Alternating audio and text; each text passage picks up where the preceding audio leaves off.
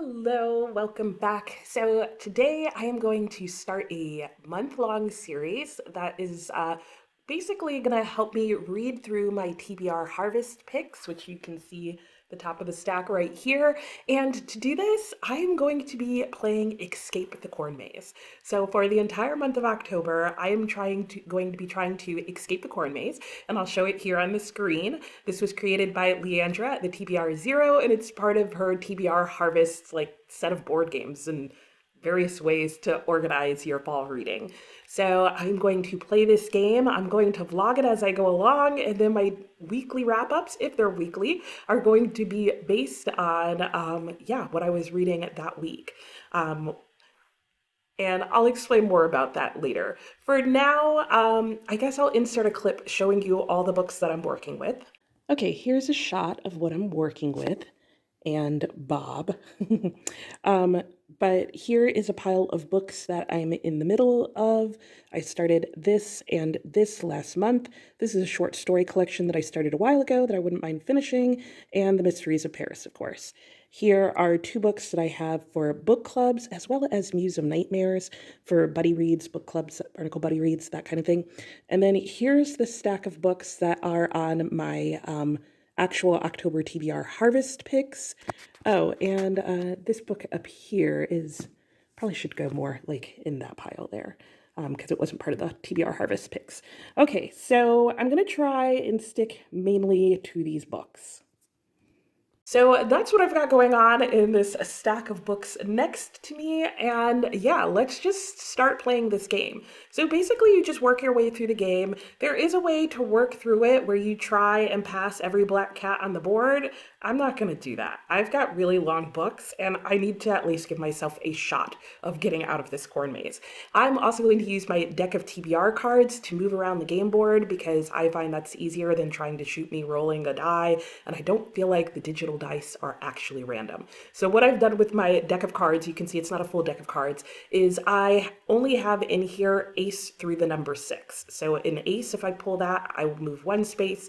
Any of the numbers up to 6, I will just move those same number of spaces. So it basically acts like a random die roll. We'll pretend. All right, let's get going and see what book I'm going to start with. I'm just going to play this as I go, so we'll see how this happens. What am I hoping for with this first roll? A short book, because I just finished the month of October by ending with Bleak House, which was 939 pages. So I could use just a quick win to start out here. So let's see if I can get one to fit that prompt. So I'm going to move, 8 spaces. That's really tempting. Okay, there's multiple routes that I could take through this. Okay, if I go straight ahead, that moves me 3 spaces back, and I'd have to pick a spooky book. Okay, but let's see what the other route would give me. Oh, if I go straight up right away, I go back 7 spaces. Okay, and that would land me on the first spot, which would be a book over 400 pages. I really don't want to start out that way. Now I could go up and go left and right, but like I said, I have some long books, so for right now, I want to set myself up for success in case book 2 ends up being a super long one. So I guess I'm going to move forward 8 spaces. So like I said, takes me on go back 3 spaces and ends me up as my first book pick needs to be a spooky book. Okay, so for my spooky book pick, I'm going to be reading The Wasp Factory by Ian Banks. Like I said, a nice short book. Yes, that is why I'm picking this. But also you may have noticed this came out of my book club pile. So I am in a local book club at one of our bookstores, and this is the next book that we are reading. And I don't think we have to have it read until the month of November. I don't exactly remember. So I'm definitely going to take good notes on this in case that is true, but at least it's a short story to start with. And if I recall correctly, I believe it's in the horror genre. And this is in brief what the back says, because I otherwise know nothing about this book. In brief, I'm summarizing here. It says, meet Frank Claude called him. And the last bit says, that's my score to date, 3. I haven't killed anybody for years and don't intend to ever again. It was just a stage I was going through. So, yeah. I mean, maybe this doesn't fit the traditional idea of spooky in terms of ghosts and this and that kind of thing, But the only other book that I have that would fit that would be Drood, and I'm not ready for it. So this is gonna have to do. I am definitely probably gonna find this spooky. Though they promised me it wasn't that scary, but okay. So yeah, well that was a pretty easy pick to start with, and I won't move on this board until I have finished this book. But it shouldn't take me very long. Right now it's October 1st and it's 10:30 in the morning. So that's nice. So I will check back in at key moments in this book, probably when the inciting event happens, somewhere around some climactic action, and about the resolution. I don't intend on sharing any spoilers about any of my books, but I will try and share my thoughts and reactions to it as I go along. All right, well, that's it so far. I'll check back with you, yeah, once I've started reading.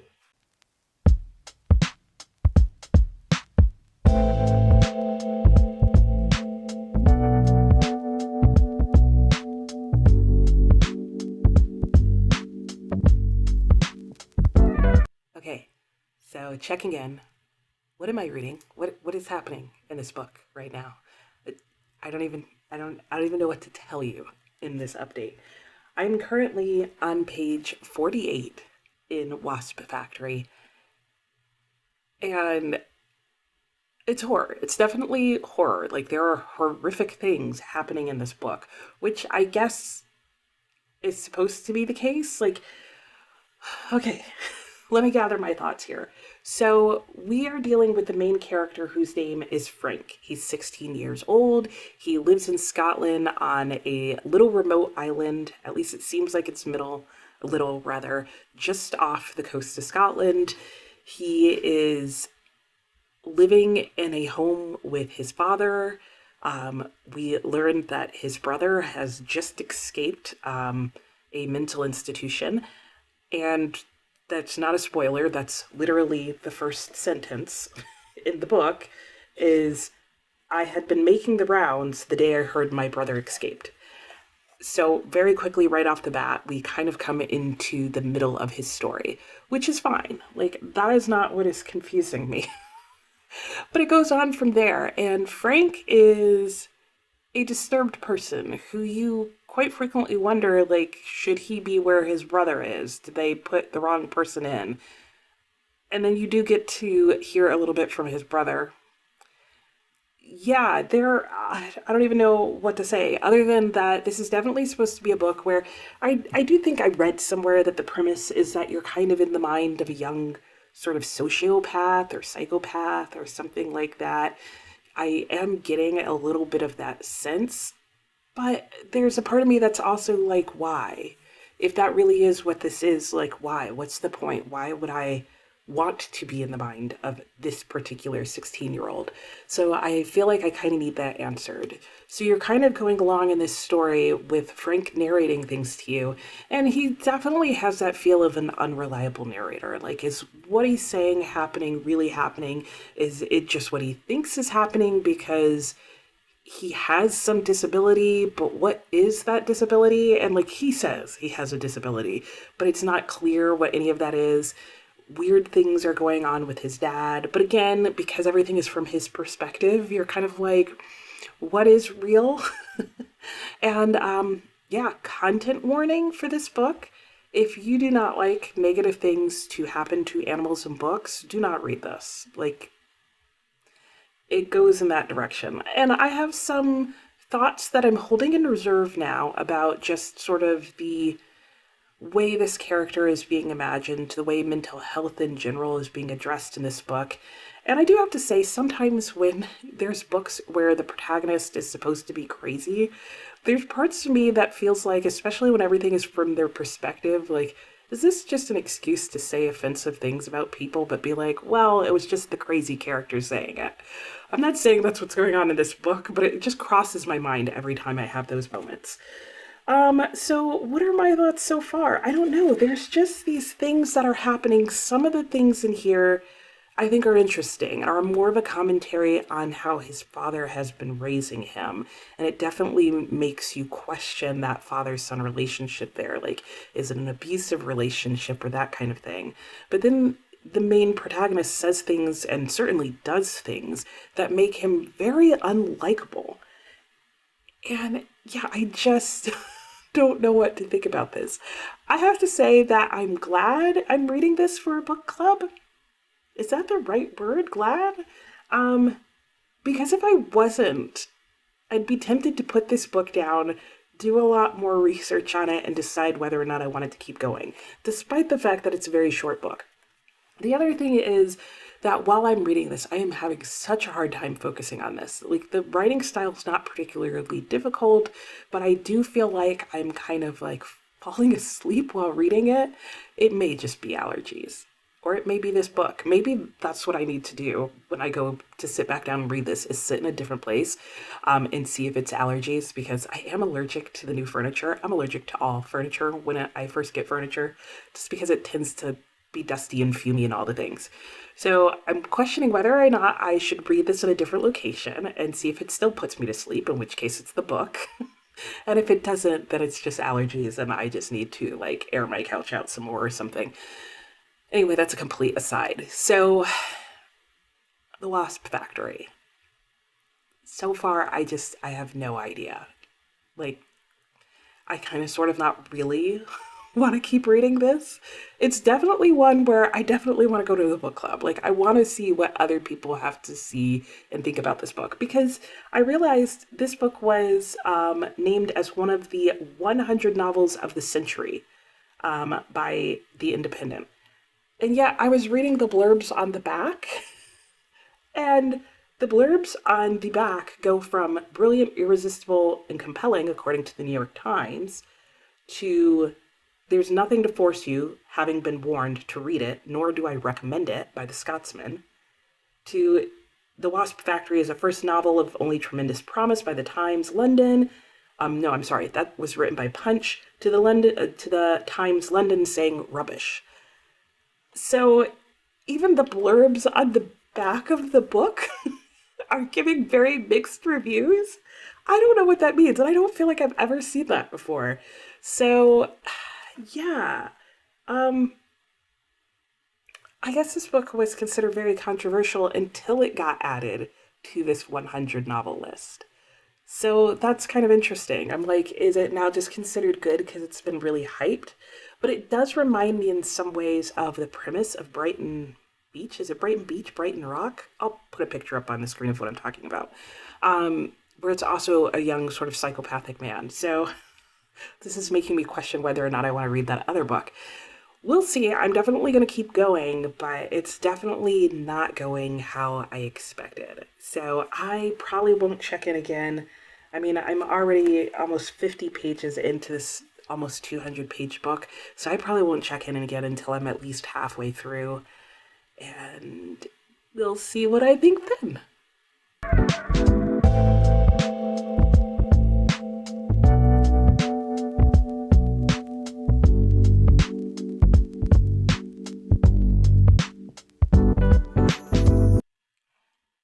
Okay, so here we are, back to the reality of what my living room is like for now.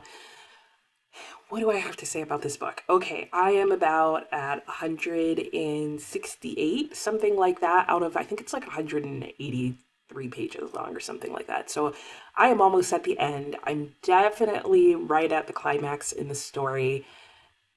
And other than a whole bunch of content warnings, I don't know what else I have to say about this book. Um, Definitely there is a driving force, like in terms of the plot line. I am reading at this point mainly just because I'm in a book club for this book. Otherwise, I'm pretty sure I would have DNF'd it by now, just due to the numerous deaths of fill in the blank. And I do wonder, like at this point, I've read a couple of horror stories at this point, or things that have been classified as horror, at least as part of their subgenre, if not genre. And I'm starting to wonder, like, is horror defined just simply by horrible things happening to people or animals? Like, because that's like how I would describe this story. Horrible things are done to various people and things. And that could basically be my plot summary at this point.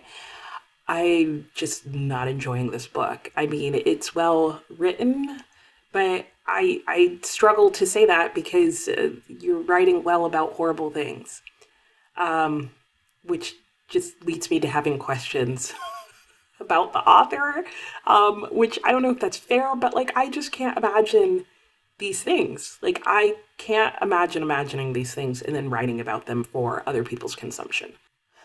So yeah, at this point, I'm just waiting for an apparent appearance to occur and for everything to be settled. I have some thoughts about what I think might really be going on or is not going on. And that may be a twist or surprise if that happens. I guess maybe not a surprise if I'm expecting it to happen, but it'll be a twist. And yeah, that's all I have to say. So I'm going to go ahead and finish this book. And I don't know if I mentioned, but I'm not going to do a wrap up for each of the books I'm reading in these vlogs. I am just going to talk about my reading experience and the thoughts that I have along the way. Hopefully on the next book that I pick, I will have more thoughts. But I do have to say, for as short a book as this is, not even 200 pages, this book has taken me forever to finish reading. Maybe because I've been reading it at night. Like, I start reading it and immediately start falling asleep. So it's early in the morning, or at least late morning at this point. I've had my coffee, so surely I can get through the last 15 pages of this book and be done. But I guess my point, what I was trying to say is that I will not be wrapping up these books in my vlogs. I will be still saving those for my weekly reading wrap up. Because I know not necessarily the same people who watch vlogs also watch weekly reading wrap ups. So this is just to give me more time to talk about these books and you more time to hear about them if you like. But I don't know that I have anything to really say about this book other than that, like, it's just disturbing and gross. And like there are parts that I definitely was like skimming more than reading. Yeah, I'm really interested to hear other people's thoughts about this book and their experience of reading it. I don't know that this is a book that I would recommend. I guess you'll have to wait for the weekly reading wrap up to find that out. Anyway, I'm gonna go finish this book and then I'm very happily going to go and pick another book off of the TBR Harvest board. All right, let's see how this book ends and what I end up picking next. It can only go uphill from here.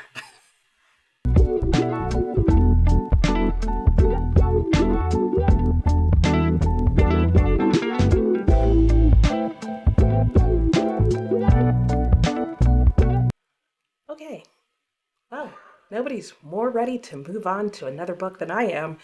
So let's go back and take a look at my Escape the Corn Maze board and see where I'm at. Okay, so when I left off, I had landed on a spooky book, and for that, I read The Wasp Factory. I would not describe that book as spooky. Again, there will be more of my thoughts on it in my weekly reading wrap-up that will come just after this video is released. But horrifying, yeah, it was horrifying, all right. I'll give it that. All right, well, let's go ahead with the next card pick. So again, I have my deck of unicorn cards here that I'm going to use to just move myself around the board. And in case somehow you forgot in the last few minutes, basically, I only have the numbers 1 through 6 in this deck, hopefully, I think. Though, didn't I pull an 8 the first time? Anyway, there should only be the numbers 1 through 6 in this deck. So let's see where I'm going to go next. Number 6, well, there you go. All right, let's see where that lands me. Okay, so for 6, I have 2 choices. I can either go for a cozy read or a book that has a cat in the book, or I guess I could go backwards and up. I do recall that you can go, despite the arrows, you can go in any direction on this board. So I didn't actually go backwards and up. So if I went backwards and up, I could also do Found Friendship, New to Me author, or an autumnal cover. So that's now a lot of choices. Well, okay, I don't think I'm going to go to cozy read because that's going to get me really close to the end. And I'm only in the first week of October. So I want to give myself more of the board in play. I also can't do a cat in the book. I'll double check, but I'm pretty sure none of the books that I have on my TBR have cats in the book. So that leaves me with an autumnal cover, a found friendship, or a new to me author. New to me author may come in handy. So let me go and see what my options are, and if I have multiple options, I'll show them to you and then let you know what I've decided to go with. Okay, so based on that, I have three options here, and I'll go through them. For an autumnal book, I have the option of finishing a short story collection that I started, which is The Tale of the Bamboo Cutter and Other Fantastic Stories.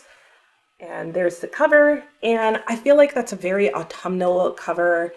Just the colors on it, the leaves on the tree, I feel like are rather looking fall-like. So I would count this one potentially. And this is actually a series of tales that have romance, ancient science fiction in it. So that might be fun, just a whole bunch of quick stories, something to read each night. So I could see that coming in very handy because I do have an audiobook going right now. So this would be like just quick reads whenever I have a chance, which seems to fit the mood of how my weeks are going. So this is a pretty strong pick potentially. But then I also feel like, would this be great because I have a trip that I'm going on at the end of this weekend and I wouldn't feel rushed to go through these. I feel like I'd just read one of these a day. So maybe not this pick. We'll see. Next, for definitely not found friendship, but a new to me author, I could choose Tender is the Flesh. But I don't think I'm going to pick this one because coming off of The Wasp Factory, I need something a little less horrifying. So I'm pretty sure that's not going to be the pick. My third option is Jennifer Government by Max Berry. This would also be a pick that I could use, obviously not for autumnal or found friendship, but for new to me author. And Jennifer Government is about basically a dystopic time where, as it says, taxation's been abolished, the government has been privatized, and employees take the surname of their company. And I believe there may be some sort of heist or a tax going on or something like that, and Jennifer Government, I believe, is on the job. So this is most likely going to be my choice. In fact, yeah, I think I'm going to go with this. It gives me a decent length book that's not too chunky. So if I wanted to take this and something else on my trip, I could if I haven't finished it by then. But I feel like this is also going to be a fairly quick read. It's just over 300 pages. So I feel like this is something that also stands a good chance of my finishing it and getting through it this weekend, because as of right now it's just 1 o'clock on Saturday, so I have a decent amount of time to get into this today. Same thing for tomorrow, and then I have a train ride on Sunday. Sorry, I'm just seeing some interesting lettering on the pages. So yeah, so this seems like a good go. It was off my TBR Harvest list, so happy to get to something that was a pick off of that. And yeah, this is definitely going to be my choice. So these will just go back in the stack of books that are to be read this month or that I'd like to get to. And I will check in when I am past probably the first third or quarter of this book, just depending on when the inciting event occurs. Okay, so I just finished chapter 3 of Jennifer Government, and my thoughts so far. This is gonna be an interesting book. I'm already can tell that it's going to be funny, yet a lot of social commentary. So let me explain my thoughts on what this book is about so far. In brief, this book starts out and we are introduced to Hack Nike, who is an emotional employee of the Nike, yes, sneaker company. And we are in a setting where everything has been privatized, including the government and all its operations. The government has basically just been reduced to an oversized crime fighting force, and every other aspect of it is privatized, including public schools. If you can even call them public anymore, they're really corporate schools. So even your schools are like McDonald's schools, Pepsi schools, that kind of thing, all the way from like kindergarten up. And your last name, if you are a citizen in the multi countries of the United States, is that your last name is simply the name of whatever corporation you are working for. Therefore, Hack clearly works for Nike. Hack is living his life as a merchandiser for Nike, where he's basically just helping to distribute product until one day he runs into some people in marketing and suddenly finds himself contracted for the seemingly illegal new marketing promotional campaign. And I'm not going to share what his contract is for, but let's just say he signed and didn't read the contract nor get a copy of it. And he's now finding himself in a situation where he is now working for marketing, which is oddly making him cry. That part hasn't been explained yet. And he is in the situation where he is having to go and avail himself of some resource to try and get himself out of this very illegal, very morally corrupt contract that he's now finding himself in. However, he's faced with the challenge of can he do this in a world where every aspect of government and life has a bottom line that they are trying to meet?